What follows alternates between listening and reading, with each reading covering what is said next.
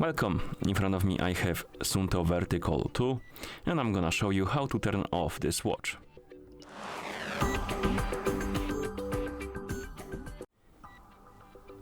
If you want to turn off your watch, first you will need to open the settings. To do it, press and hold the middle button.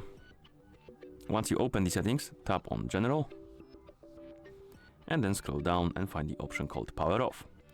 Then tap on it and then you can confirm by pressing the upper button or by tapping on this Power Off button right here at the top of the screen. And after that the watch will turn off in few seconds. Like this. And that's how you turn off this watch. Thank you for watching. If you found this video helpful, please consider subscribing to our channel and leaving a like on the video.